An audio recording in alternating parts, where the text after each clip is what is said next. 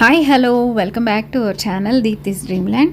ఇవాళ వీడియోలో మీరు కర్ణాటక ట్రెడిషనల్ రెసిపీ బిసిబెలేబాత్ ఎలా ప్రిపేర్ చేసుకోవాలి అనేది ఈ వీడియోలో అయితే చూస్తున్నారండి.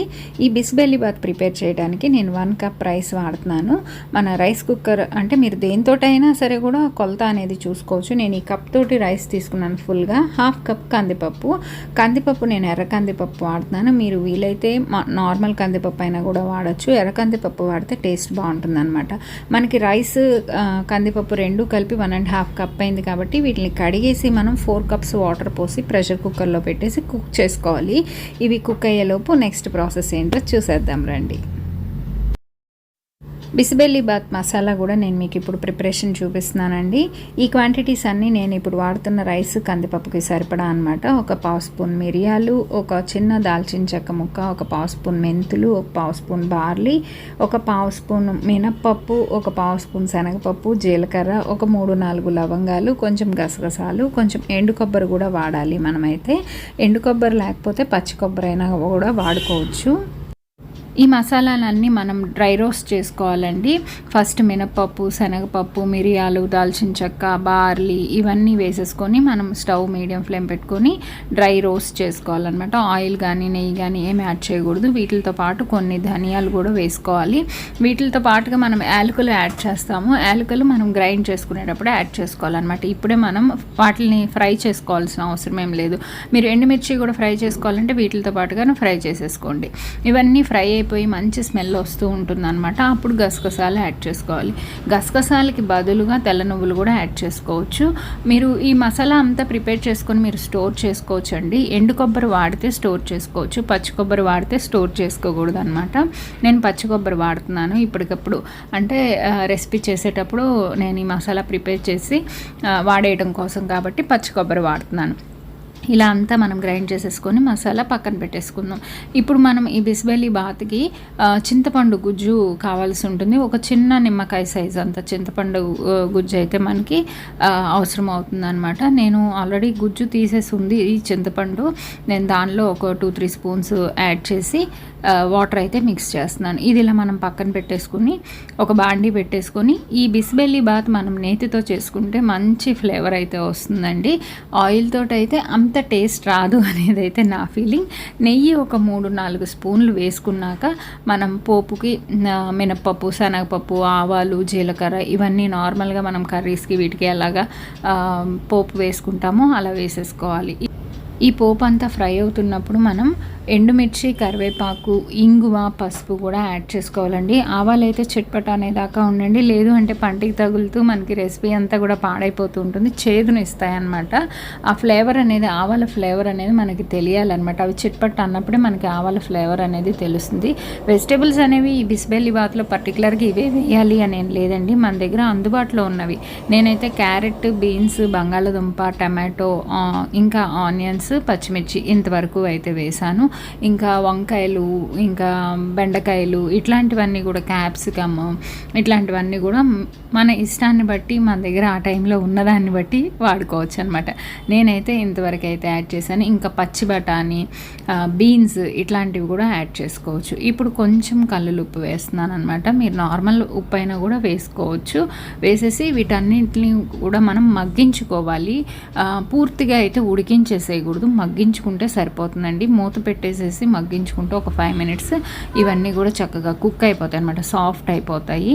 నెక్స్ట్ మనం ఈ మసాలా అంతా ప్రిపేర్ చేసి ఉంచేసుకున్నాం కదా, ఆ మసాలా అంతా కూడా దీనిలో యాడ్ చేసుకోవాల్సి ఉంటుందన్నమాట. సాల్ట్ మీరు ఫస్ట్ కొంచెంగా యాడ్ చేసుకోండి. రైస్, కందిపప్పు కలిపి మనం ప్రెషర్ కుక్కర్ చేసుకుంటాం కదా, అంటే నేనైతే ప్రెషర్ కుక్కర్ చేశాను. మీరు మీ వీలుని బట్టి నార్మల్గా అయినా ఉడికించేసుకోవచ్చు. నేనైతే ప్రెషర్ కుక్కర్ చేశాను అనమాట. ఇవన్నీ మనకి పీసెస్ అనేవి సాఫ్ట్ అయితే సరిపోతుందండి.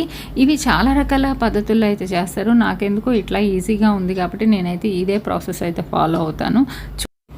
రైస్ కందిపప్పు మనకి 1.5 కప్ అయ్యాయి కదండి. నార్మల్గా మనం రైస్కి అయితే 1.5కి 1కి 2 చొప్పున మనం 3 తీసుకుంటాము వాటర్ అయితే. నేను కందిపప్పు కూడా ఉన్నాయి కాబట్టి రైస్ ఇంకొంచెం సాఫ్ట్ అవ్వాలి కాబట్టి నేను 4 కప్స్ వాటర్ అయితే యాడ్ చేశాను. కాబట్టి రైస్ కందిపప్పు కూడా చాలా సాఫ్ట్గా కుక్ అయిపోయాయి. ఇవి కూడా మనకి కుక్ అయిపోయాయి కదండి. ఈ వెజిటేబుల్స్ అన్నీ కూడా మనకి ఇప్పుడు కారం అయితే మనం మసాలాతో పాటు ఎండుమిర్చి యాడ్ చేసినట్లయితే ఇప్పుడు కారం వేయాల్సిన అవసరం లేదు.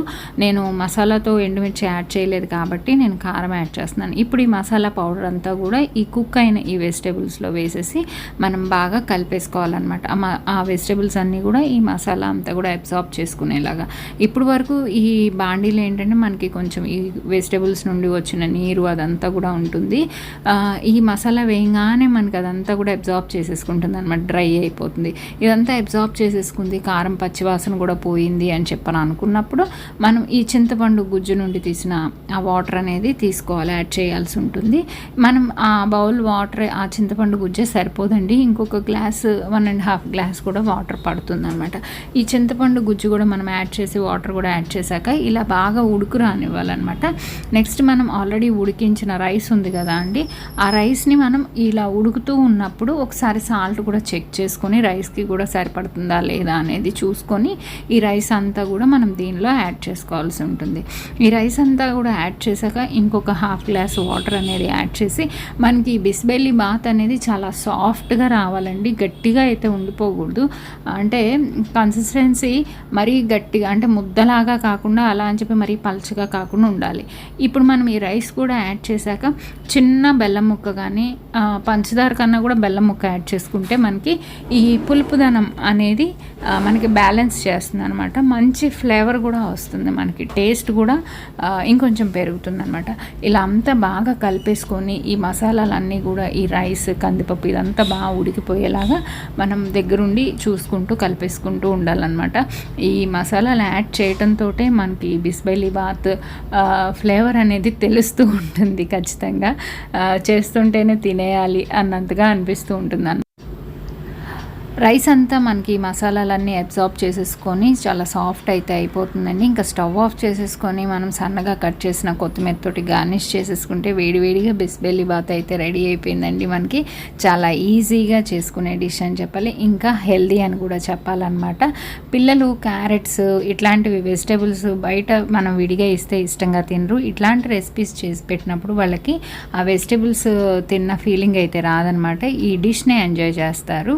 చూసారు కదా ఎంత ఈజీగా సింపుల్గా బిసిబెల్లిబాత్ ప్రిపేర్ చేసుకోవచ్చు అనేది. మీకు ఈ రెసిపీ నచ్చితే మీ ఫ్రెండ్స్కి మీ నైబర్స్కి కూడా షేర్ చేయండి. మీరు ఇంకా వేరే ప్రాసెస్లో ఏమైనా చేస్తున్నట్లయితే నాకు కామెంట్స్లో చెప్పేసేయండి. నెక్స్ట్ టైం నేను అట్లా కూడా ట్రై చేస్తాను అనమాట. ఈ వీడియో మీకు నచ్చితే లైక్ చేయండి ఖచ్చితంగా. Thanks for watching. నెక్స్ట్ వీడియోలో కలుద్దాం మళ్ళీ మనం. అంతవరకు సెలవు, బాయ్, టాటా.